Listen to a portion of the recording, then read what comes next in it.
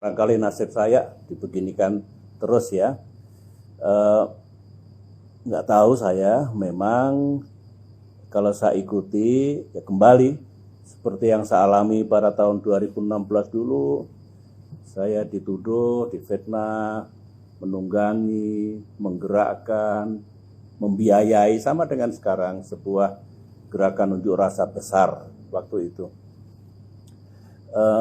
Begini, saya ini orang tua ya, pernah berjuang sebagai prajurit 30 tahun, pernah juga berada di pemerintahan 15 tahun, juga mengertilah pemerintahan itu menghadapi banyak masalah, dan masalah itu harus dipecahkan. Saya juga dulu begitu, mengalami hal begitu. Jadi kalau tiba-tiba kemarin saya dituduh seperti itu, tidak baik. Tidak baik kalau negeri kita makin subur fitnah, hoax, tuduhan-tuduhan tidak berdasar. Andai kata saya ini punya kemampuan menggerakkan gerakan massa yang begitu luas di tanah air kemarin, andai kata saya punya uang, dan tentu uangnya itu banyak dengan menggerakkan aksi-aksi seperti itu, saya juga nggak punya niat, tidak terpikir untuk melakukan sesuatu yang menurut saya tidak tepat saya lakukan. Dan begini, menfitnah itu kan sebenarnya menuduh seseorang, saya dalam hal ini, yang tidak mengandungi kebenaran. Saya menjadi korban. Dan jangan lupa, kemarin elemen masyarakat yang melakukan unjuk rasa di mana-mana, kalau dianggap itu ditunggangi oleh orang seperti saya, digerakkan, dikasih uang, mereka juga terhina, merasa dihina. Dan apalagi menfitnah itu kan mempermainkan kebenaran. Nah, sebagai umat yang beriman, kita ini, kalau kita senang dan suka menfitnah, senang mempermainkan kebenaran, sama dengan mempermainkan Tuhan. Jadi saya prihatin makin berkembang seperti ini, tetapi yang jelas ya lagi-lagi saya harus bersabar. Dulu waktu almarhumah Ibu Ani masih ada, saya juga sering mengalami seperti ini, tetapi nampaknya Allah masih meminta saya untuk terus bersabar. Mudah-mudahan negara kita makin baik dan tidak berkembang fitnah atau tuduhan-tuduhan yang tidak berdasar seperti itu. Kalau menurut Bapak, kira-kira siapa Pak yang nuduh Bapak ataupun Cikeas di belakang perlawanan rakyat kemarin? Apa mungkin Bapak yang dimaksud oleh Pak Erlangga? Siapa? Pak siapa? Pak Erlangga. Pak Erlangga, ya. Kemudian Pak Luhut. Bahkan dari BIN juga menyebutkan kemungkinan ada pihak yang menggerakkan atau menunggangi aksi-aksi unjuk rasa kemarin. Saya kok nggak yakin ya kalau Pak Erlangga, Pak Luhut, atau BIN yang dimaksud itu saya. Hubungan saya dengan Pak Erlangga selama ini baik, dengan Pak Luhut juga baik, dengan BIN juga nggak ada masalah. Saya nggak yakin kalau BIN menganggap saya ini sebagai musuh negara, saya kira enggak lah ya. Nah, kalau ditanyakan begitu, yang paling baik ya tanyakan kepada beliau-beliau itu, siapa yang dimaksud aktor yang menunggangi, yang menggerakkan dan membiayai itu. Mungkin kalau tidak ada kejelasan, ini tidak baik. Rakyat saling curiga, kemudian ya tidak baik kesana kemari beritanya. Lebih bagus kalau memang menggerakkan, menunggangi, membiayai itu oleh negara dianggap kejahatan, melanggar hukum, dan hukum harus ditegakkan, lebih baik disebutkan. Kalau tidak nanti dikira negaranya melakukan hoax, tidak bagus. Karena kita harus percaya pada pemerintah kita. Kita harus put trust, ya, kepercayaan kepada pemerintah kita untuk menjalankan tugas-tugasnya. Nah, kalau rakyat nanti dianggap ini kok main tuduh negara pemerintah menjadi tidak bagus. Jadi kalau saya ditanya ya seperti itu, tapi yang paling bisa menjawab, yang paling bisa mengklarifikasi semuanya ini ya beliau-beliau. Dan saya yakin beliau kalau ditanya oleh pers, oleh rakyat, mesti mau menjelaskan itu. Begitulah etika yang harus dimiliki oleh siapapun yang sedang mengemban amanah memimpin negeri ini. Atau mungkin tuduhan itu karena sikap fraksi Partai Demokrat, Pak, yang kemarin menolak pengesahan Omnibus Law di rapat DPR. Mungkin juga ada kaitannya ya. Tapi begini loh, saya ini kan sekarang sudah lebih dari 9 bulan saya kira tidak lagi aktif dalam aktivitas politik sehari-hari. Juga dalam kegiatan Partai Demokrat sehari-hari. Saya sudah pensiun dari situ sebagai patron, sebagai sesepuh. Saya sudah mempercayakan kepada pemimpin dan jajaran Partai Demokrat. Pemahaman saya ya, dan ini saya kira penting untuk diketahui oleh rakyat juga oleh negara dan pemerintah sebetulnya. Fraksi Partai Demokrat dalam sidang paripurna tanggal berapa kemarin ya? Tanggal 5 Oktober yang mengetok palu disahkannya RUU Omnibus Law itu, yang saya pahami sebenarnya Partai Demokrat itu belum setuju, tidak setuju kalau malam hari itu RUU itu diketok, disahkan. Yang saya ikuti ada 2 alasan Partai Demokrat. Yang pertama, diketahui bahwa di sana sini dari kandungan RUU Cipta Kerja ini masih ada masalah. Masih ada masalah di sana sini. Bukan hanya yang ada dalam pasal-pasalnya, mungkin juga tentang desain, konsep dasar, dan intentions dari pemerintah negara ini apa sebenarnya? Apa hanya khusus penciptaan lapangan pekerjaan atau investasi atau yang lebih luas lagi menyangkut ekonomi. Tetapi yang dipikirkan oleh fraksi Partai Demokrat itu di sana sini memang masih ada masalah. Jadi perlu waktulah untuk menuntaskan supaya clear.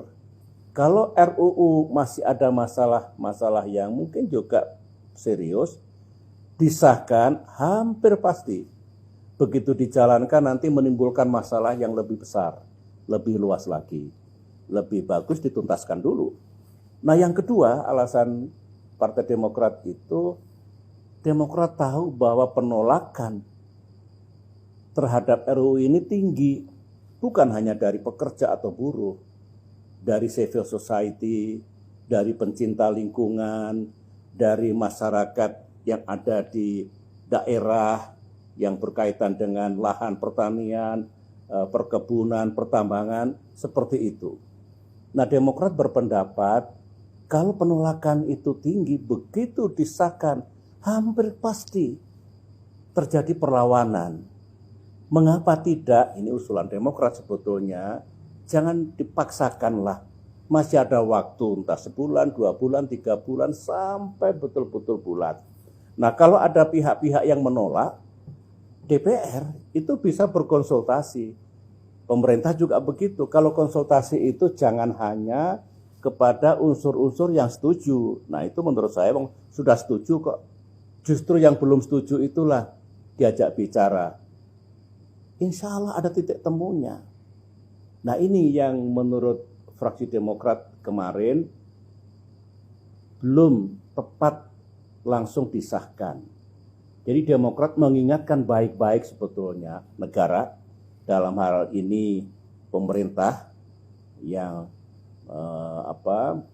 mewakili presiden, karena konstitusi kita kan undang-undang itu disusun oleh presiden dan DPR RI. Dan juga DPR RI itu rampungkan dulu, tuntaskan dulu, hilangkan masalah itu, kemudian bangun komunikasi yang lebih bagus, dialog yang lebih bagus, terutama dengan pihak-pihak yang belum setuju. Itulah sebetulnya keinginan, maksud, dan sikap, boleh dikatakan tegas, untuk kebaikan dari Partai Demokrat kemarin. Jadi kalau itu lantas dianggap Demokrat melawan negara, ya tidaklah. Demokrat ini kecil sekarang katanya, dan kita juga di luar pemerintahan, kita tahu diri. Ya, tempat kami untuk bersuara di situ. Kalau kami ada di pemerintahan, pastilah mengingatkan juga. Ayo kita tuntaskan dulu, jangan terlalu banyak masalah. Mari kita bangun komunikasi lebih bagus lagi dengan semua pihak. Kan begitu. Karena Demokrat tidak punya peluang, tidak punya jalan untuk itu, ya bersuaranya di DPR RI. Dan kemarin itulah tempatnya, sidang paripurna DPR RI. Mestinya begitu. Jadi sebenarnya Partai Demokrat tidak keberatan atau setuju terhadap undang-undang yang bertujuan meningkatkan investasi dan lapangan kerja, Pak? Demokrat itu kan pernah berada di pemerintahan 10 tahun. Saya yang mengemban amanah. Jadi mesti mengerti bahwa negara, pemerintah itu perlu dari masa ke masa meningkatkan perekonomiannya, meningkatkan pertumbuhannya melalui misalnya investasi. Dengan pertumbuhan ekonomi yang bagus, maka lapangan pekerjaan akan tercipta. Pasti Demokrat juga setuju kalau negara sekarang ini dan ke depan punya undang-undang yang tujuannya membuat ekonomi tumbuh dengan baik, investasi berjalan, lapangan kerja tercipta, dengan catatan niat yang baik itu untuk meningkatkan ekonomi dan kesejahteraan rakyat tentu ada rambu-rambunya. Misalnya undang-undang itu harapannya kan semua dapat, semua win, dunia usaha atau bisnis win, kemudian para pekerja juga win, dapat, rakyat di bawah juga dapat manfaatnya, para pencinta lingkungan juga diperhatikan, harapan dan tuntutannya, everybody wins. Itu undang-undang yang baik, itu solusi yang baik kalau ingin meningkatkan investasi dan sekaligus penciptaan lapangan pekerjaan. Seperti itu. Dan begini, saya bisa bicara karena sudah mengalami. Memang selalu ada masalah. Bukan hanya di Indonesia, di dunia juga begitu. Dalam bidang perekonomian, dalam menjaga pertumbuhan, dalam menggalakkan investasi, hubungan antara perusahaan dengan pekerja, hubungan antara negara dengan rakyat, hubungan antara pemerintah pusat dengan pemerintah daerah, selalu ada. Oleh karena itulah undang-undang yang baik dan tepat diwadahi semua itu, dan begitu dijalankan semua dapat. Sehingga kalau kemarin masih ada konflik, katakanlah kepentingan antara negara pemerintah dengan yang lain, antara bisnis dunia usaha dengan yang lain, berarti masih ada masalah.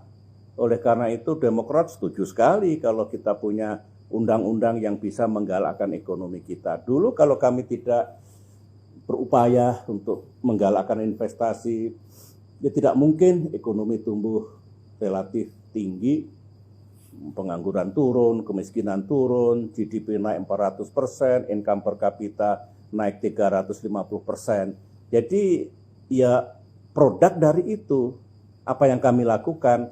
Nah kalau pemerintah ingin lebih meningkatkan lagi, bagus sebetulnya.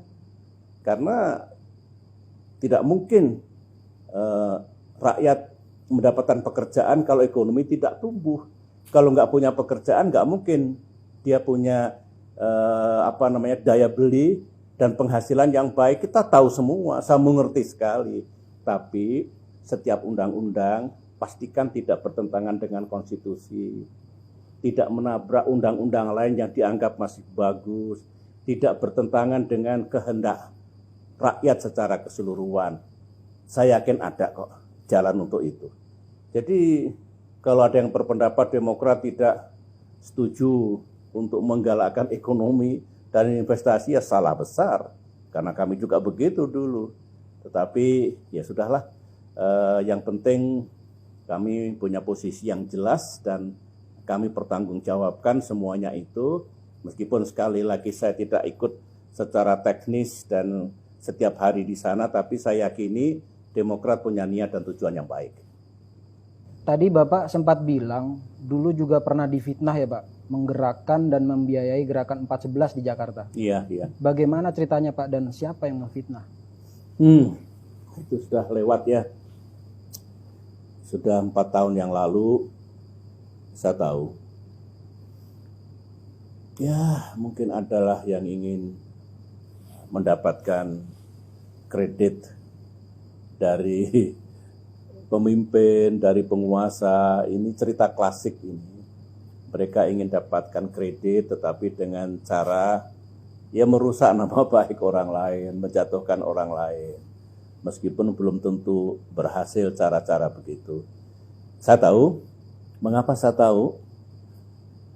Karena ketika ada seseorang yang membawa berita itu kepada pemimpin kita, presiden kita, ada juga saksinya di situ yang kaget sekali.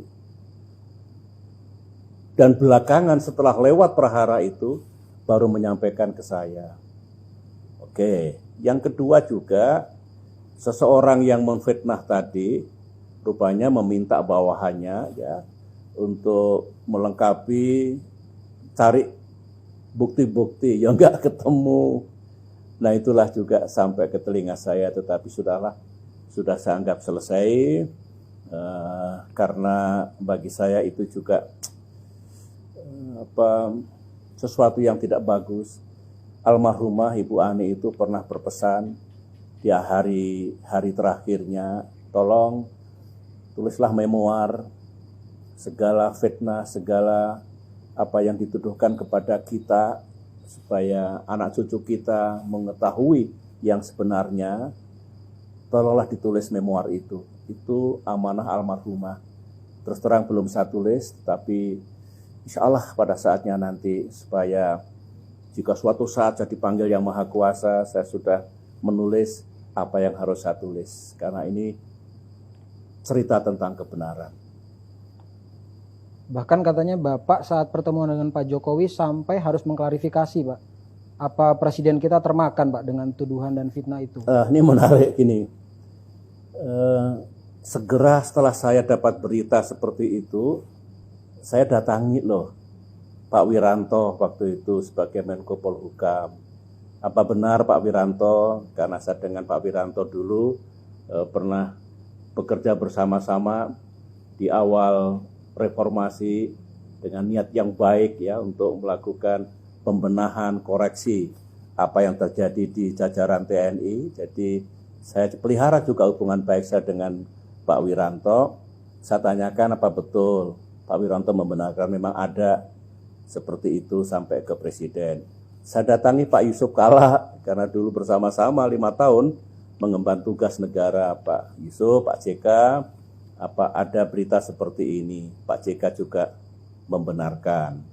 Tentu tidak etis kalau saya bertanya, Pak Jokowi percaya enggak ya gitu dengan itu semua. Sampailah begini, saya punya kesempatan ada pertemuan dengan beliau, Pak Jokowi. Ingat saya tahun 2017.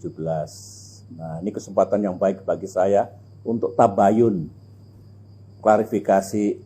Saya tanya, apakah benar ada berita seperti itu?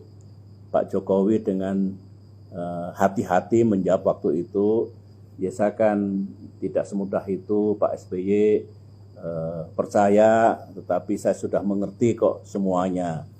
Terus saya sampaikan, ini perlu saya sampaikan kepada saudara-saudara saya, rakyat Indonesia, saya sampaikan pada beliau, Presiden kita Pak Jokowi, saya ini pernah memimpin negara seperti Bapak sekarang ini.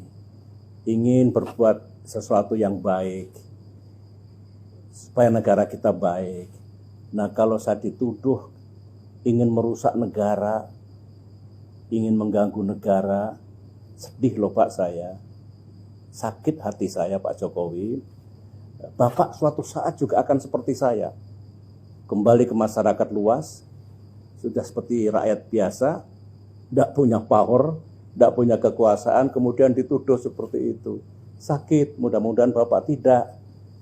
Nah, itulah yang saya sampaikan dulu supaya selesai urusan ini, dan saya ingin menganggap itu selesai, tetapi saya belajar dari kehidupan ini. Ya. Dan selalu ada orang yang ingin mendapatkan kekuasaan, mendapatkan kredit dengan cara yang menurut saya tidak bagus. Nah, saya salah satu korbannya. Mudah-mudahan tidak terjadi lagi nanti di masa depan.